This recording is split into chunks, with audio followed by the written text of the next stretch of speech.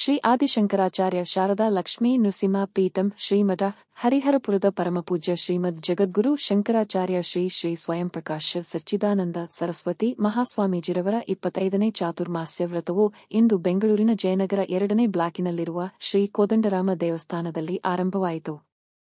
ನೂರಾರು ಭಕ್ತರ ನಡುವೆ ಇಂದು ಪ್ರಾರಂಭವಾದ ಚಾತುರ್ಮಾಸ್ಯ ವ್ರತವು ಭಕ್ತರನ್ನು ಬೇರೊಂದು ಲೋಕಕ್ಕೆ ಕರೆದೊಯ್ಯಿತು.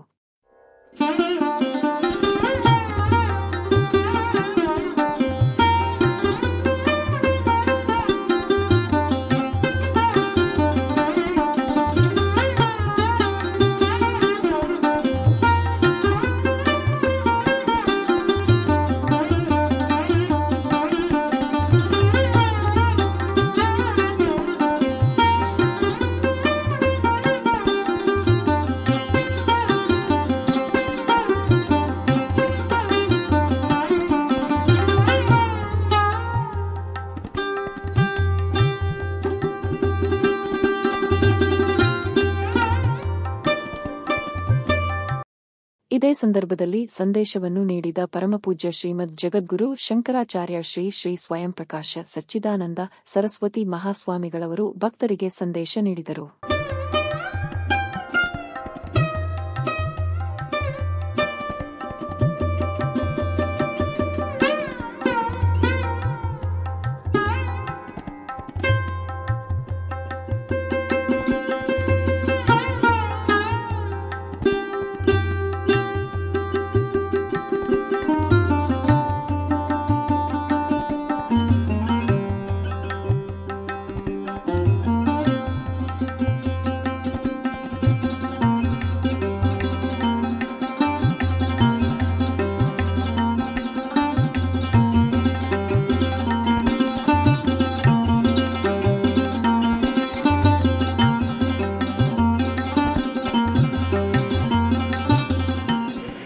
ಗುರುಪೂರ್ಣಿಮೆ ಅಂದ್ರೆ ಏನು ನೋಡಿ, ಮನುಷ್ಯರಾಗಿರ್ತಕ್ಕಂಥ ಎಲ್ಲರೂ ಕೂಡ ಯಾರಿಂದ ಉಪಕಾರವನ್ನ ಪಡ್ಕೊಂಡಿರ್ತಾರೋ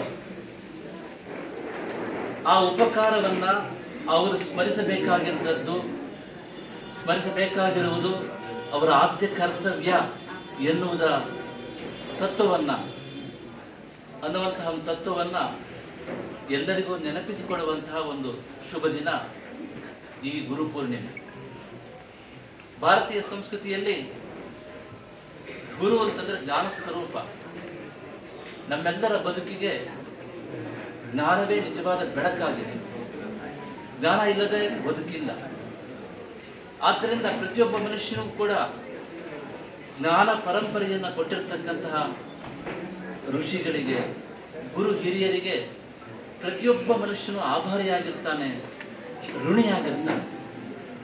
ಆದ್ದರಿಂದ ಯಾರು ತನ್ನ ಬದುಕಿಗೆ ಜ್ಞಾನವನ್ನು ತುಂಬಿರ್ತಾರೋ, ಯಾರು ತನ್ನ ಬದುಕಿಗೆ ಜ್ಞಾನವನ್ನು ತುಂಬಿ ಬದುಕನ್ನು ಅರ್ಥಪೂರ್ಣವಾಗಿ ನಡೆಸಲು ಪ್ರೇರಣೆಯನ್ನು ಕೊಟ್ಟಿರ್ತಾರೋ ಅಂತಹ ಗುರು ಪರಂಪರೆಯನ್ನ, ಋಷಿ ಪರಂಪರೆಯನ್ನ ಸ್ಮರಿಸಬೇಕಾಗಿರ್ತಕ್ಕಂಥದ್ದು ಪ್ರತಿಯೊಬ್ಬರ ಆದ್ಯ ಕರ್ತವ್ಯವಾಗಿದೆ. ಅದಕ್ಕಾಗಿ ಭಾರತೀಯ ಸಂಸ್ಕೃತಿಯಲ್ಲಿ ಹೀಗೆ ನಮ್ಮ ಬದುಕಿಗೆ ಜ್ಞಾನದ ಬೆಳಕನ್ನು ತುಂಬಿ ಬದುಕಿಗೆ ಅರ್ಥವನ್ನ, ಬದುಕಿಗೆ ಪರಮಾರ್ಥವನ್ನು ತಿಳಿಸಿಕೊಟ್ಟು ನಾವು ಉತ್ತಮ ರೀತಿಯಲ್ಲಿ ಮನುಷ್ಯರಾಗಿ ಬದುಕಲಿಕ್ಕೆ ಯಾವ ಜ್ಞಾನದ ಬೆಳಕು ಬೇಕೋ ಅದನ್ನು ನಿರಂತರವಾಗಿ ನಮಗೆ ನೀಡ್ತಾ ಇರತಕ್ಕಂತಹ ಗುರು ಪರಂಪರೆಯನ್ನು, ಹಾಗೆಯೇ ಋಷಿ ಪರಂಪರೆಯನ್ನು ಧನ್ಯವಾದ ಪೂರ್ವಕವಾಗಿ, ಕೃತಜ್ಞತಾಪೂರ್ವಕವಾಗಿ, ಭಕ್ತಿಪೂರ್ವಕವಾಗಿ, ಶ್ರದ್ಧಾಪೂರ್ವಕವಾಗಿ ಸ್ಮರಿಸಿಕೊಳ್ತಕ್ಕಂತಹ ಶುಭ ದಿನವೇ ಈ ಗುರುಪೂರ್ಣಿಮೆ. ನಮ್ಮ ಭಾರತೀಯ ಸಂಸ್ಕೃತಿಗೆ ಸೇರಿದ ವೈದಿಕ, ಶೈವ, ವೈಷ್ಣವ, ಆಗಮ, ಶಾಕ್ತ, ವೀರಶೈವ ಲಿಂಗಾಯತ, ಜೈನ, ಬೌದ್ಧ, ಸಿಖ್ ಇವರೆಲ್ಲರೂ ಸಹ ಅವರವರ ಸಂಪ್ರದಾಯಕ್ಕೆ ಅನುಸಾರವಾಗಿಯೇ ಈ ಗುರುಪೂರ್ಣಿಮೆಯನ್ನು ಅತ್ಯಂತ ಶ್ರದ್ಧಾಭಕ್ತಿಯಿಂದ ಅನಾದಿ ಕಾಲದಲ್ಲೂ ಆಚರಿಸುತ್ತಾ ತಮಗೆ ಜ್ಞಾನವನ್ನು ಕೊಟ್ಟಿರತಕ್ಕಂತಹ ಗುರು ಪರಂಪರೆಯನ್ನು ಕೃತಜ್ಞತಾಪೂರ್ವಕವಾಗಿ ಸ್ಮರಿಸತಕ್ಕಂಥ ಪರಿಪಾಠ ನಮ್ಮ ಭಾರತೀಯ ಸಂಸ್ಕೃತಿಯಲ್ಲಿ ಇದೆ. ಅದಕ್ಕನುಗುಣವಾಗಿ ಈ ದಿನ ಈ ವಿಶ್ವಾವಸು ನಾಮ ಸಂವತ್ಸರದ ಗುರು ಪೂರ್ಣಿಮೆ ಈ ಒಂದು ಚಾತುರ್ಮಾಸ್ಯದ ರಥದ ಆರಂಭದ ಸಂಕೇತವಾಗಿ ಈ ರಾಮದೇವರ ಸನ್ನಿಧಿಯಲ್ಲಿ ನಾವು ಮಾಡಿದ್ದೇವೆ. ಇವತ್ತು ವ್ಯಾಸ ಪೂಜೆಯೂ ಕೂಡ ಹೌದು. ನಮ್ಮ ಭಾರತೀಯ ಸಂಸ್ಕೃತಿಯಲ್ಲಿ ವ್ಯಾಸ ಮಹರ್ಷಿಗಳಿಗೆ ಅತ್ಯಂತ ಮಹತ್ವದ ಸ್ಥಾನ ಇದೆ. ಇವತ್ತು ವ್ಯಾಸ ಮಹರ್ಷಿಗಳ ಜನ್ಮ ಜಯಂತಿ. ಎಲ್ಲ ಗುರುಗಳಿಗೂ ಗುರುಸ್ಥಾನದಲ್ಲಿದ್ದಾರೆ ನಮ್ಮ ವ್ಯಾಸ ಮಹರ್ಷಿಗಳು. ಆದ್ದರಿಂದ ಗುರು ಪೂರ್ಣಿಮೆಯ ಈ ಶುಭ ಸಂದರ್ಭದಲ್ಲಿ ನಾವು ವ್ಯಾಸ ಪೂಜೆಯನ್ನು ವಿಶೇಷವಾಗಿ ಮಾಡ್ತೇವೆ. ಈ ಒಂದು ಶುಭ ಕಾರ್ಯದಲ್ಲಿ ಇವತ್ತು ತಾವೆಲ್ಲರೂ ಕೂಡ ಭಾಗವಹಿಸಿದ್ದೀರಿ. ನಮ್ಮ ದಿವ್ಯಕ್ಷೇತ್ರ ಹರಿಹರಪುರದಲ್ಲಿ ಜಗದ್ಗುರು ಆದಿಶಂಕರಾಚಾರ್ಯರು ಶಾರದಾ ಪರಮೇಶ್ವರಿ ದೇವಿಯನ್ನು ಪ್ರತಿಷ್ಠಾಪಿಸಿ ಪೀಠ ಪರಂಪರೆಯನ್ನು ಶ್ರೀಕೃಷ್ಣ ಯೋಗೇಂದ್ರರಿಗೆ ಮಂತ್ರ ದೀಕ್ಷೆಯನ್ನು ಕೊಟ್ಟು ಪ್ರಥಮ ಪೀಠಾಧಿಪತಿಗಳಾಗಿ ನಿಯುಕ್ತಿ ಮಾಡಿ ಪೀಠ ಪರಂಪರೆಯನ್ನು ಆರಂಭ ಮಾಡಿದ್ದಾರೆ. ಅಂದಿನಿಂದ ಈ ಒಂದು ವ್ಯಾಸ ಪೂಜೆ, ಈ ಒಂದು ಗುರು ಪರಂಪರೆಯ ಪೂಜೆ ನಿರಂತರವಾಗಿ ಪರಂಪರೆಯಲ್ಲಿ ನಡ್ಕೊಂಡು ಬರ್ತಾ ಇದೆ. ಅದರ ನಿಮಿತ್ತವಾಗಿ ಈ ವರ್ಷದ ಈ ಒಂದು ಗುರು ಪರಂಪರೆ ಪೂಜೆ ಇವತ್ತು ಸಾಂಗವಾಗಿ ಸಂಪನ್ನಗೊಳ್ತಾ ಇದೆ. ಈ ವರ್ಷದ ಈ ಗುರು ಪರಂಪರೆಯ ಶುಭ ಸಂದರ್ಭದಲ್ಲಿ ಈ ಒಂದು ಗುರು ಪರಂಪರಾ ದೇವತೆಗಳ ಅನುಗ್ರಹದಿಂದ ಜಗತ್ತಿಗೆ ಮಂಗಳವಾಗಲಿ. ಜಗತ್ತಿನಲ್ಲಿ ಆ ಪ್ರಾಪಂಚಿಕ ವಿಷಯಗಳಿಗೆ ಮನಸೋತು ಜಗತ್ತಿನ ಸುಖ ಶಾಂತಿ ಸಮೃದ್ಧಿಯನ್ನು ಕಾಪಾಡಿಕೊಳ್ಳಲಿಕ್ಕೆ ಕಷ್ಟಪಡ್ತಾ ಇರತಕ್ಕಂಥ ಎಲ್ಲರಿಗೂ ಕೂಡ ಅಂತರಂಗವನ್ನು ಶುದ್ಧ ಮಾಡ್ತಕ್ಕಂಥ ಜ್ಞಾನ ಪ್ರಾಪ್ತವಾಗಲಿ. ತನ್ಮೂಲಕ ಪ್ರಪಂಚದ ಶಾಂತಿ, ಜಾಗತಿಕ ಸಾಮರಸ್ಯ, ವಿಶ್ವ ಭ್ರಾತೃತ್ವದ ಬೆಳಕನ್ನು ಬೆಳಗ್ತಕ್ಕಂತಹ ಜ್ಞಾನ ಪ್ರತಿಯೊಬ್ಬ ಮನುಷ್ಯನಿಗೂ ಸಿಗಲಿ. ಲೋಕಕ್ಕೆ ಮಂಗಳವಾಗಲಿ, ಎಲ್ಲರಿಗೂ ಶುಭವಾಗಲಿ. ನಮ್ಮ ದೇಶ, ನಮ್ಮ ನಾಡು, ನಮ್ಮ ಸಂಸ್ಕೃತಿಗೆ ಈ ಗುರು ಪೂರ್ಣಿಮೆ ಶುಭವನ್ನು ಉಂಟು ಮಾಡಲಿ ಅಂತ ಈ ಶುಭ ಸಂದರ್ಭದಲ್ಲಿ ಎಲ್ಲರಿಗೂ ಕೂಡ ಹೃತ್ಪೂರ್ವಕವಾಗಿ ಆಶೀರ್ವಾದ ತಿಳಿಸ್ತಾ ಈ ಸಮಯದಲ್ಲಿ ವಿಶೇಷವಾಗಿ ಗುರು ಹಿರಿಯರ ಸೇವೆ ಮಾಡಬೇಕು. ಜ್ಞಾನ ಪರಂಪರೆಯನ್ನು ಕೊಟ್ಟಿರತಕ್ಕಂತಹ ಗುರು ಹಿರಿಯರನ್ನ ನಾವು ವಿನಯಪೂರ್ವಕವಾಗಿ ಭಕ್ತಿಪೂರ್ವಕವಾಗಿ ಸೇವಿಸಬೇಕು ಅಂತ ಕೇಳಿದರೆ ಇದಕ್ಕೆ ಶಾಸ್ತ್ರ ಹೇಳ್ತಾ ಇದೆ, ನಾವು ಮನುಷ್ಯರು ಎಷ್ಟೇ ಐಹಿಕ ಸಂಪತ್ತನ್ನು ಪಡ್ಕೊಂಡ್ರೂ ಕೂಡ ಈ ಜಗತ್ತಿನಲ್ಲಿ ನಿಜವಾಗಿರ್ತಕ್ಕಂತಹ ಸುಖ, ಶಾಂತಿ, ಸಮೃದ್ಧಿ ನೆಲೆಸಬೇಕು ಅಂತಾದರೆ ಪ್ರತಿಯೊಬ್ಬರ ಹೃದಯದಲ್ಲೂ ಹೃದಯ ಶ್ರೀಮಂತಿಕೆ ಜಾಸ್ತಿ ಆಗಬೇಕು. ಮನುಷ್ಯ ಅಂತರಂಗದ ಶುದ್ಧಿಯನ್ನು ಮಾಡಿಕೊಳ್ಬೇಕು. ಪ್ರತಿಯೊಬ್ಬ ಮನುಷ್ಯನೂ ಕೂಡ ಅರಿಷಡ್ ವರ್ಗಗಳ ಆ ಒಂದು ಅಧೀನಕ್ಕೆ ಒಳಗಾಗಿ ಬದುಕ್ತಾ ಇರ್ತಾನೆ. ಮನುಷ್ಯ ತನ್ನಲ್ಲಿರ್ತಕ್ಕಂಥ ಪಶುತ್ವವನ್ನು ನೀಗಿಕೊಂಡು ಮಾನವತ್ವವನ್ನು ಸಂಪೂರ್ಣವಾಗಿ ವಿಕಾಸ ಮಾಡಿಕೊಂಡು ತನ್ನೊಳಗೆ ಇರತಕ್ಕಂಥ ದೈವತ್ವವನ್ನು ಅರಿತುಕೊಳ್ಳಬೇಕು. ಆಗಲೇ ಪ್ರಪಂಚಕ್ಕೆ ಶಾಂತಿ, ಆಗಲೇ ಮಾನವರೆಲ್ಲರೂ ಕೂಡ ಪರಸ್ಪರ ಪ್ರೀತಿ ವಿಶ್ವಾಸಗಳಿಂದ, ಸ್ನೇಹ ಸೌಹಾರ್ದಗಳಿಂದ, ಶಾಂತಿ ಸಮಾಧಾನಗಳಿಂದ ಈ ಜಗತ್ತಿನಲ್ಲಿ ಬಾಳಲಿಕ್ಕೆ ಸಾಧ್ಯ. ಈ ಚಿಂತನೆ ಇಟ್ಟುಕೊಂಡು ಈ ಒಂದು ಚಾತುರ್ಮಾಸ್ಯ ಅವಧಿಯಲ್ಲಿ ವಿಶೇಷವಾಗಿ ಎಲ್ಲರೂ ಕೂಡ ಅಂತರಂಗದ ಶುದ್ಧಿಯನ್ನು ಪಡ್ಕೊಳ್ತಕ್ಕಂಥ ಅನುಷ್ಠಾನವನ್ನು ಪಡ್ಕೋಬೇಕು. ಇದು ಬದುಕಿನ ಸಮಸ್ಯೆಗಳನ್ನು ಸವಾಲಾಗಿ ಸ್ವೀಕರಿಸಿ ನಮ್ಮಲ್ಲಿರ್ತಕ್ಕಂಥ ಆತ್ಮ ತೇಜಸ್ಸನ್ನು ಮತ್ತಷ್ಟು ವೃದ್ಧಿಗೊಳಿಸಿ ಬದುಕಿನಲ್ಲಿ ಒಳ್ಳೆ ರೀತಿ ಬದುಕಲಿಕ್ಕೆ ನಮಗೆ ಪ್ರೇರಣೆ ಕೊಡ್ತದೆ ಎನ್ನುವ ನಿಟ್ಟಿನಲ್ಲಿ ನಮ್ಮ ಶಾಸ್ತ್ರ ಹೇಳ್ತಾ ಇದೆ. ಈ ಅವಧಿಯಲ್ಲಿ ನಮ್ಮ ಪರಮಾತ್ಮನೂ ಕೂಡ ಅಂತರ್ಮುಖಿಯಾಗಿ ಸಾಧನೆ ಮಾಡ್ತಾ ಇರ್ತಾನೆ.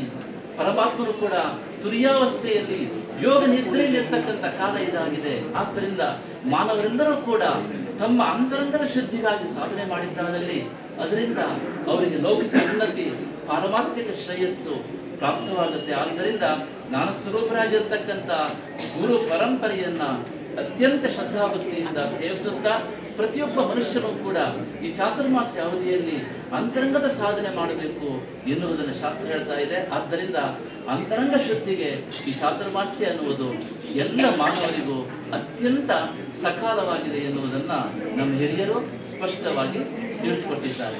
ನಾರಾಯಣ. ಸನ್ಯಾಸಿಗಳಿಗೆ, ಪೀಠಾಧಿಪತಿಗಳಿಗೆ, ಗುರುಗಳಿಗೆ ಮಾತ್ರ ಸೀಮಿತವಾಗಿರ್ತಕ್ಕಂಥ ರಥ ಅಲ್ಲ. ಅಂತರಂಗದ ಶುದ್ಧಿ ಮಾಡಿಕೊಳ್ಳಲಿಕ್ಕೆ ಪ್ರತಿಯೊಬ್ಬ ಮನುಷ್ಯನಿಗೆ ಸಕಾಲ. ಆದ್ದರಿಂದ ನಿಮ್ಮ ನಿಮ್ಮ ಚೌಕಟ್ಟಿನ ಒಳಗೆ, ನಿಮ್ಮ ಒಂದು ಇತಿಮಿತಿಯೊಳಗೆ ಪ್ರತಿಯೊಬ್ಬರು ಅಂತರಂಗದ ಶುದ್ಧಿಗೆ ಪೂರಕವಾಗಿರ್ತಕ್ಕಂತಹ ಆಧ್ಯಾತ್ಮಿಕ ಸಾಧನೆಯನ್ನು ಮಾಡಬೇಕು. ಜಪ ಇರಬಹುದು, ಪೂಜೆ ಪುರಸ್ಕಾರಗಳಿರಬಹುದು, ರಥಗಳಿರಬಹುದು, ಅಥವಾ ಶ್ರವಣ ಇರಬಹುದು, ಅಥವಾ ಪಾರಾಯಣ ಇರಬಹುದು. ನಿಮ್ಗೆ ಯಾವುದಾಗುತ್ತೋ ಅದನ್ನ ಈ ಸಂದರ್ಭದಲ್ಲಿ ವಿಶೇಷವಾಗಿ ಮಾಡಿದಾಗ ಅಂತರಂಗ ಶುದ್ಧಿ ಆಗುತ್ತೆ. ಅಂತರಂಗ ಶುದ್ಧಿ ಆದಾಗ ಮನುಷ್ಯನಿಗೆ ಮನಸ್ಸು ಶುದ್ಧಿ ಆಗುತ್ತೆ. ಮನಸ್ಸು ಶುದ್ಧಿ ಆದಾಗ ಮನುಷ್ಯನಿಗೆ ಎಲ್ಲವೂ ಕೂಡಿ ಬರ್ತದೆ. ಮನೆಯಲ್ಲಿ ಆರೋಗ್ಯ ಇರ್ತದೆ, ಮನೆ ಮಂದಿಗೆ ಆರೋಗ್ಯ ಸಿಗುತ್ತೆ, ಮನೆ ಮಂದಿಯಲ್ಲಿ ಒಳ್ಳೆ ರೀತಿಯ ಸಂಬಂಧಗಳು ಬೆಳೀತದೆ, ಮಕ್ಕಳು ನಮ್ಮ ಮಾತನ್ನ ಕೇಳ್ತಾರೆ, ಮಕ್ಕಳಿಗೆ ಒಳ್ಳೆ ವಿದ್ಯೆ ಬರ್ತದೆ. ಹೀಗೆ ನಾವು ಮನೆಯಲ್ಲಿ ಆರೋಗ್ಯವನ್ನ ಕಾಪಾಡ್ಕೊಳ್ಬೇಕಾದ್ರೆ ಮನುಶುದ್ಧವಾಗಿರಬೇಕು, ಮನೆಯಲ್ಲಿ ಸಂಬಂಧಗಳು ಚೆನ್ನಾಗಿರಬೇಕಾದ್ರೆ ಮನುಶುದ್ಧವಾಗಿರಬೇಕು, ಮನೆಯಲ್ಲಿ ನಮಗೆ ಯಾವ ಕೆಟ್ಟ ಅಭ್ಯಾಸಗಳು ಇರಬಾರದು ಅಂತಾರೆ ಮನುಶುದ್ಧಿಯಾಗಿರಬೇಕು, ಕೋಪ ಬರಬಾರದು ಅಂದ್ರೆ ಮನುಶುದ್ಧಿಯಾಗಿರಬೇಕು, ಸಮಾಜದಲ್ಲಿ ನಮಗೆ ಯಾವ ಕೆಟ್ಟ ಅಭ್ಯಾಸಕ್ಕೆ ಬಲಿಯಾಗಬಾರದು ಮನುಶುದ್ಧಿಯಾಗಿರಬೇಕು, ಮನುಷ್ಯ ಮಾನವತ್ವವನ್ನು ಮೈಗೂಡಿಸಿಕೊಂಡು ಸಮಾಜದಲ್ಲಿ ಚೆನ್ನಾಗಿ ಬದುಕಬೇಕು, ಮನುಶುದ್ಧಿ ಇರಬೇಕು. ಎಲ್ಲ ಮನುಶುದ್ಧಿಯಾಗಬೇಕು ಅಂತ ಆದ್ರೆ ನಾವು ಅಂತರಂಗದಲ್ಲಿ ಸಾಧನೆ ಮಾಡಬೇಕು. ಅಂತರಂಗ ಸಾಧನೆಗಾಗಿ ಈ ಚಾತುರ್ಮಾಸ್ಯ ಎಲ್ಲರಿಗೂ ಕೂಡ ಸಕಾಲವಾಗಿದೆ. ಆದ್ದರಿಂದ ನಮ್ಮ ಇತಿಮಿತಿಗೆ ಅನುಸಾರವಾಗಿ ನಮ್ಮ ಚೌಕಟ್ಟಿನ ಒಳಗೆ ನಾವು ಯಾವ ರೀತಿ ನಮ್ಮ ಮನಸ್ಸನ್ನು ಶುದ್ಧ ಮಾಡ್ಕೊಳ್ಳಿಕ್ಕೆ ಸಾಧ್ಯವಾಗುತ್ತೋ ಅದರಲ್ಲಿ ನಾವು ಪ್ರಯತ್ನ ಪೂರ್ವಕವಾಗಿ ಈ ಚಾತುರ್ಮಾಸ್ಯದ ಅವಧಿಯಲ್ಲಿ ಎಲ್ಲರೂ ಕೂಡ ತಮ್ಮನ್ನು ತಾವು ತೊಡಗಿಸಿಕೊಳ್ಳಬೇಕು. ನಂಬಿಕೆ ಬೇರೆ, ಮೌಢ್ಯ ಬೇರೆ. ಆದ್ದರಿಂದ ಅವರವರ ನಂಬಿಕೆ ಅವರಲ್ಲಿ ದೊಡ್ಡದು. ಆದ್ದರಿಂದ ಅದು ತಿಳ್ಕೊಳ್ಳಿ. ನಮ್ಮ ನಂಬಿಕೆ ಯಾವುದು ಮೌಢ್ಯಕ್ಕೂ, you should know the difference between superstition and faith. What is faith, what is superstition. ಮೌಢ್ಯ ಮತ್ತು ನಂಬಿಕೆಗೆ ಇರ್ತಕ್ಕಂಥ ವ್ಯತ್ಯಾಸ ಗೊತ್ತಿರಬೇಕು. ನಮ್ಮ ನಂಬಿಕೆ ಇನ್ನೊಬ್ಬರ ಮನಸ್ಸಿಗೆ ಹಾನಿಯನ್ನು ಉಂಟು ಮಾಡುವ ರೀತಿಯಲ್ಲಿದ್ದಲ್ಲಿ, ನಮ್ಮ ನಂಬಿಕೆ ಸಮಾಜಕ್ಕೆ ತೊಂದರೆ ಮಾಡುವಂತ ರೀತಿಯಲ್ಲಿದ್ದಲ್ಲಿ ಅದು ಮೌಢ್ಯ ಅನಿಸ್ಕೊಳ್ತದೆ. ಆದ್ರೆ ನಮ್ಮ ನಂಬಿಕೆ ನಮಗೆ ಬಿಟ್ಟಿದ್ದು ಎನ್ನುವ ರೀತಿಯಲ್ಲಿದ್ದಲ್ಲಿ ಅದು ಅವರ ನಂಬಿಕೆ ಅವರಿಗೆ ಬಿಟ್ಟಿದ್ದು, ನಾವು ಅದರೊಳಗೆ ತಲೆ ಹಾಕಬಾರದು. ನಮ್ಮ ನಂಬಿಕೆಯಿಂದ ಪರರಿಗೆ ತೊಂದರೆ ಆಗಬಾರದು, ಸಮಾಜಕ್ಕೆ ತೊಂದರೆ ಆಗಬಾರದು, ಸಮಾಜದವರಿಗೆ ನೋವುಂಟಾಗಬಾರದು. ಅಂತಹ ನಂಬಿಕೆಯನ್ನು ನಾವು ಪಾಲಿಸ್ಕೊಂಡ್ರೆ ಯಾರಿಗೂ ನಷ್ಟ ಇಲ್ಲ. ನಾವು ನಮ್ಮ ನಂಬಿಕೆ ನಾವು ಇಟ್ಕೊಬೇಕು. ಆದ್ರಿಂದ ಆಷಾಢದಲ್ಲಿ ಒಳ್ಳೆ ಕೆಲಸ ಮಾಡಬಾರ್ದು, ಬಿಡಬಾರ್ದು ಅಂತ ಹೇಳೋದು ಅವರವರ ನಂಬಿಕೆಗೆ ಬಿಟ್ಟಿರ್ತಕ್ಕಂಥ ವಿಚಾರವಾಗಿದೆ. ಚಾತುರ್ಮಾಸ್ಯ ಸೇವಾ ಸಮಿತಿಯ ಸಂಚಾಲಕರಾದ ನಾಗರಾಜ ಶೆಟ್ರು, ಶ್ರೀಗಳ ಆಪ್ತ ಕಾರ್ಯದರ್ಶಿ ಪಿ. ರಘುನಾಥ ಶಾಸ್ತ್ರಿಯವರು ಮತ್ತು ಹರಿಹರಪುರದ ಶ್ರೀಮಠದ ಆಡಳಿತಾಧಿಕಾರಿ ಚಂದ್ರನ್ 25ನೇ ಚಾತುರ್ಮಾಸ್ಯ ವೃತಾಚರಣೆ ಬಗ್ಗೆ ತಮ್ಮ ಅಭಿಪ್ರಾಯ ವ್ಯಕ್ತಪಡಿಸಿದರು. ಈ ಸಲ ಶ್ರೀಮಠ ಹರಿಹರಪುರದ ಪೀಠಾಧಿಪತಿಗಳಾದ ಶ್ರೀ ಶ್ರೀ ಸಚ್ಚಿದಾನಂದ ಸರಸ್ವತಿಗಳ ಸ್ವಯಂ ಪ್ರಕಾಶ ಸಚ್ಚಿದಾನಂದ ಸರಸ್ವತಿಗಳ 25ನೇ ಚಾತುರ್ಮಾಸ ವೃತಾಚರಣೆ ನಮ್ಮ ಕೋದಂಡರಾಮ ಸ್ವಾಮಿ ಸಾನ್ನಿಧ್ಯದಲ್ಲಿ ನಡೆಸಲು ಅವರು ಒಪ್ಪಿರುತ್ತಾರೆ.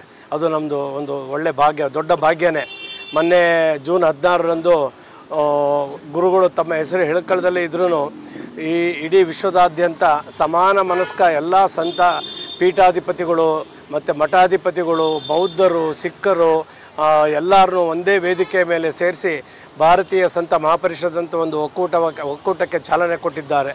ಆ ಪರಿಷತ್ತಿನ ಮೂಲ ಉದ್ದೇಶ ಭಾರತದ ಸಂಸ್ಕೃತಿಯನ್ನು ಎತ್ತಿ ಹಿಡಿಯುವುದು, ಅದರ ಮೌಲ್ಯಗಳನ್ನು ಮತ್ತೆ ಮೇಲಕ್ಕೆ ತಂದು ನಮ್ಮ ಯುವ ಪೀಳಿಗೆ ಚೆನ್ನಾಗಿ ಬಾಳಬೇಕು, ಅವ್ರಿಗೂ ಎಲ್ಲ ಸದಾವಕಾಶಗಳು ಸಿಗಬೇಕು. ಇಡೀ ಪ್ರಪಂಚದಲ್ಲೇ ಎಲ್ಲೂ ಶಾಂತಿ ಇಲ್ಲ, ಎಲ್ಲ ಕಡೆ ಅಲಂಕಾರ ಅಹಂಕಾರ ಹೆಚ್ಚಿದೆ. ಅಂಥ ಸಂದರ್ಭದಲ್ಲಿ ಪವಿತ್ರ ಭೂಮಿಯಾದ ನಮ್ಮ ಭಾರತ ದೇಶಕ್ಕೆ ಒಂದು ಒಳ್ಳೆಯ ರೂಪವನ್ನು ಕೊಡಬೇಕು, ನಮ್ಮ ಭಾರತೀಯ ಸಂಸ್ಕೃತಿಯ ಮೌಲ್ಯಗಳನ್ನು ಎತ್ತಿಡಿಬೇಕು ಅಂತೇಳಿ ಎಲ್ಲ ಸಮಾನ ಮನಸ್ಕ ಸಂತರು ಸೇರಿಕೊಂಡು ಈ ಒಕ್ಕೂಟವನ್ನು ಲೋಕಾರ್ಪಣೆ ಮಾಡಿದ್ದಾರೆ. ಇನ್ನು ಮುಂದಿನ ದಿನಗಳಲ್ಲಿ ಅವರದು ತುಂಬ ದೊಡ್ಡ ಕಾರ್ಯಕ್ರಮಗಳನ್ನು ನಂಬಿಕೊಂಡಿದ್ದಾರೆ. ಹಾಗೂ ಈ ಚಾತುರ್ಮಾಸ್ಯ ವ್ರತ ಅವರ ಗುರುಗಳ 25ನೇ ಚಾತುರ್ಮಾಸ ವ್ರತ ಇಲ್ಲಿ ಪ್ರತಿದಿನ ನಿರಂತರವಾಗಿ ಗುರೂಜಿಯವರಿಂದ ನವಾವರಣ ಶ್ರೀಚಕ್ರ ಪೂಜೆ ಇರುತ್ತೆ. ನವಾವರಣ ಶ್ರೀಚಕ್ರ ಪೂಜೆ ಅದು ನೋಡಲಿಕ್ಕೆ ಭಾಳ ಆನಂದಮಯ. ಅದು ಅಂಥ ಕೂದಲೆಲ್ಲ ನಿಂತ್ಕೊಳ್ಳುತ್ತೆ. ಅಂಥ ಪೂಜೆ ಗುರುಗಳಿಂದ ಪ್ರತಿನಿತ್ಯ ಬೆಳಿಗ್ಗೆ ಆ ಪೂಜೆ ಇರುತ್ತೆ. ಮತ್ತು ಸಾಯಂಕಾಲ ಅವರಿಂದ ಆಶೀರ್ವಚನ ಇರುತ್ತೆ. ಆಶೀರ್ವಚನ ಆದಮೇಲೆ ಗುರುಗಳ ದರ್ಶನ ಇರುತ್ತೆ. ಇದೆಲ್ಲ ಪ್ರತಿದಿನ ನಾವು ಪ್ರಸಾದ ವ್ಯವಸ್ಥೆಯನ್ನು ಕೂಡ ಏರ್ಪಡಿಸಿದ್ದೇವೆ ಎಲ್ಲ ಭಕ್ತಾದಿಗಳಿಗೂ. ಇದು ನಿರಂತರವಾಗಿ 60 ದಿನಗಳ ಕಾಲ, ಅಂದರೆ ಇವತ್ತಿನಿಂದ ಶುರುವಾಗಿದ್ದು ಸೆಪ್ಟೆಂಬರ್ 7ರವರೆಗೆ ನಿರಂತರವಾಗಿ ನಡೆಯಲಿದೆ. ಇದರ ಮಧ್ಯೆ ಗಣಪತಿ ಉತ್ಸವ ಬರುತ್ತೆ, ಕೃಷ್ಣ ಜನ್ಮಾಷ್ಟಮಿ ಬರುತ್ತೆ. ಕೃಷ್ಣ ಜನ್ಮಾಷ್ಟಮಿ ಎಂದು ನಾವು ಈ ಸಲ ನೊಣವಿನ ಕೆರೆಯಿಂದ ಆನೆಯನ್ನು ತರಿಸಿ ಆನೆಯ ಮೇಲೆ ಪಲ್ಲಕ್ಕಿ ಉತ್ಸವ ಕೂಡ ಏರ್ಪಡಿಸಿದ್ದೇವೆ. ಅದಾದಮೇಲೆ ರಥೋತ್ಸವ ಕೂಡ ಇದೆ. ಹೀಗೆ ನಾನಾ ಕಾರ್ಯಕ್ರಮಗಳನ್ನು ಹಮ್ಮಿಕೊಂಡು ಈ ಸಲದ ಚಾತುರ್ಮಾಸ ವೃತವು ಐತಿಹಾಸಿಕ ಚಾತುರ್ಮಾಸ ಆಗಬೇಕು ಇಲ್ಲಿ ಅಂತೇಳಿ ಯೋಜನೆಯನ್ನು ಹಾಕಿಕೊಂಡಿದ್ದೇವೆ. ಸದಾಶಿವ ಸಮಾರಂಭಾಂ ಶಂಕರಾಚಾರ್ಯ ಮಧ್ಯಮಾಂ ಅಸ್ಮದಾಚಾರ್ಯ ಪರ್ಯಂತ ವಂದೇ ಗುರುಪರಂಪರಾ. ಗುರುರ್ಬ್ರಹ್ಮ ಗುರುರ್ವಿಷ್ಣು ಗುರುರ್ದೇವೋ ಮಹೇಶ್ವರಃ ಗುರು ಸಾಕ್ಷಾತ್ ಪರಬ್ರಹ್ಮ ತಸ್ಮೈ ಶ್ರೀ ಗುರವೇ ನಮಃ. ದಿವ್ಯಕ್ಷೇತ್ರ ಹರಿಹರಪುರದ ಶ್ರೀ ಆದಿಶಂಕರಾಚಾರ್ಯ ಶಾರದಾ ಲಕ್ಷ್ಮೀ ನರಸಿಂಹ ಪೀಠದ ಪರಮಪೂಜ್ಯ ಶ್ರೀಮದ್ ಜಗದ್ಗುರು ಶಂಕರಾಚಾರ್ಯ ಶ್ರೀ ಶ್ರೀ ಸ್ವಯಂ ಪ್ರಕಾಶ ಸಚ್ಚಿದಾನಂದ ಸರಸ್ವತಿ ಮಹಾಸ್ವಾಮಿಗಳವರ 25ನೆಯ ಚಾತುರ್ಮಾಸ್ಯ ವ್ರತಾಚರಣೆ ಈ ಬೆಂಗಳೂರಿನ ಈ ಜಯನಗರದ ಕೋದಂಡರಾಮಸ್ವಾಮಿ ದೇವಸ್ಥಾನದಲ್ಲಿ ಅತ್ಯಂತ ಭಕ್ತಿ ಶ್ರದ್ಧೆಗಳಿಂದ ಸಂಭ್ರಮ ವೈಭವ ಸಡಗರಗಳಿಂದ ನಡೀತಾ ಇದೆ. ಚಾತುರ್ಮಾಸ್ಯ 2 ತಿಂಗಳ ಕಾಲ ನಡೆಯುವಂತಹ ಒಂದು ಮಹಾಪರ್ವ ಇದು. ಈ ಸಮಯದಲ್ಲಿ ಭಕ್ತಿಯ ಎಲ್ಲ ವಿಧಿವಿಧಾನಗಳು, ಸ್ತೋತ್ರ, ಪೂಜೆ, ಪಾರಾಯಣೆ, ಭಜನೆ, ಸತ್ಸಂಗ, ಉಪನ್ಯಾಸ, ಪ್ರವಚನ ಇದೆಲ್ಲ ಈ ಒಂದು ಏಕಕಾಲದಲ್ಲಿ 2 ತಿಂಗಳು ಇಲ್ಲಿ ಪ್ರತಿನಿತ್ಯ ನಡೀತದೆ. ವಿಶೇಷವಾಗಿ ಈ ಸಂದರ್ಭದಲ್ಲಿ ಚಾತುರ್ಮಾಸ್ಯದಲ್ಲಿ ವಿಶೇಷ ಅಂತ ಹೇಳಿದರೆ ಗುರು ದರ್ಶನ. ಆತ್ಮಜ್ಞಾನಿಗಳಾದಂತಹ ನಮಗೆ ಸನಾತನ ಭಾರತೀಯ ಸಂಸ್ಕೃತಿಯಲ್ಲಿ ಗುರುಗಳು ಅಂತ ಹೇಳಿದರೆ ಸಾಕ್ಷಾತ್ ದೇವರೇ ನಮಗೆ. ಈ ಮಾತನ್ನು ಭಗವದ್ಗೀತೆಯಲ್ಲಿ ಕೃಷ್ಣ ಪರಮಾತ್ಮನ ಹೇಳ್ತಾನೆ, ನಾನೇ ಗುರು ಸ್ವರೂಪದಲ್ಲಿ ಬರ್ತೇನೆ ಅಂತ. ಹಾಗಾಗಿ ಅಂತಹ ಗುರುವಿನ ದರ್ಶನ ನಾವು ಮಾಡುವುದು ಅತ್ಯಂತ ವಿಶೇಷವಾದದ್ದು. ಗುರುವಿನ ಸೇವೆಯನ್ನು ಮಾಡುವಂತಹದ್ದು ಅತ್ಯಂತ ವಿಶೇಷವಾಗಿದೆ. ಹಾಗಾಗಿ ನಾವು ಎಲ್ಲರಿಗೂ, ಸಮಸ್ತ ಸದ್ಭಕ್ತರಿಗೂ ಈ ಮೂಲಕ ಕರೆಯನ್ನು ಕೊಡ್ತಾ ಇದ್ದೇವೆ. ಬೆಂಗಳೂರಿನ ನಲ್ಲಿ ನಡೀತಾ ಇರುವಂಥ ಈ ಒಂದು 25ನೆಯ ಚಾತುರ್ಮಾಸ್ಯ ವ್ರತಾಚರಣೆಯನ್ನು ಗುರುಗಳು ಇಲ್ಲಿ ಹಮ್ಮಿಕೊಂಡಿದ್ದಾರೆ. ಅನೇಕ ಅನುಷ್ಠಾನ, ವ್ರತ, ತಪಸ್ಸು ಇಲ್ಲಿ ನಡೆಯುತ್ತದೆ. ಹಾಗಾಗಿ ಎಲ್ಲರೂ ಬಂದು ಗುರುಗಳ ದರ್ಶನವನ್ನು ಮಾಡಬೇಕಾಗಿ ನಾವೆಲ್ಲ ಕರೆ ಕೊಡ್ತಾ ಇದ್ದೀವಿ. ಚಾತುರ್ಮಾಸ್ಯ ಸೇವಾ ಸಮಿತಿಯಿಂದ ಮತ್ತು ಶ್ರೀಮಠದ ಪರವಾಗಿ, ಶ್ರೀಮಠದ ಆಡಳಿತಾಧಿಕಾರಿಗಳ ಪರವಾಗಿ ನಾವು ಕರೆಯನ್ನು ಕೊಡ್ತಾ ಇದ್ದೇವೆ. ನನ್ನ ಹೆಸರು ಆಡಳಿತಾಧಿಕಾರಿ ಶ್ರೀಮಠ ಹರಿಹರಪುರ. ಚಾತುರ್ಮಾಸದಲ್ಲಿ ಗುರುಗಳು ಸಂಕಲ್ಪ ತಗೊಂಡು ಪೂಜೆ, ನವವರ್ಣ ಪೂಜೆ 60 ದಿವಸ ಮಾಡ್ತಾರೆ. ಗುರುಗಳ ದರ್ಶನ ಆದರೆ ಮನುಷ್ಯನಿಗೆ ಅಜ್ಞಾನ ಫಸ್ಟ್ ಹೋಗುತ್ತೆ. ಮನುಷ್ಯ ಪ್ರಪಂಚಕ್ಕೆ ಬಂದಾಗ ಅಜ್ಞಾನದಿಂದ ಬರ್ತಾನೆ. ಗುರುಗಳ ದರ್ಶನ, ಗುರುಗಳ ಜೊತೆ ಇದ್ದು ಗುರುಗಳ ಸೇವೆ ಮಾಡಿದ್ರೆ ಅಜ್ಞಾನ ಇಂದ ಜ್ಞಾನ ಪಡಿತಾನೆ. ಆಮೇಲೆ ಗುರುಗಳ ಜೊತೆನೇ ಪರಿಪ್ರಶ್ನೆ ಮಾಡಿ ಕೇಳ್ತಾ ಇದ್ದರೆ ವಿಜ್ಞಾನ ಗುರುಗಳು ಹೇಳ್ಕೊಡ್ತಾರೆ. ಸೊ ಅದರಿಂದ ಅಜ್ಞಾನದಿಂದ ಜ್ಞಾನ ಪಡೆದು, ಜ್ಞಾನದಿಂದ ವಿಜ್ಞಾನ ಪಡೆದು ಮೋಕ್ಷ ಪಡಿತಾನೆ. ಮೊದಲು ಗುರುಗಳ ದರ್ಶನ ಮಾಡಿ ಪ್ರೀತಿಯಿಂದ ಅವ್ರ ಸೇವೆ ಮಾಡಿದ್ರೆ ಗುರುಗಳು ಇದೆಲ್ಲ ಅವ್ರಿಗೆ ಪಾಲಿಸ್ತಾರೆ.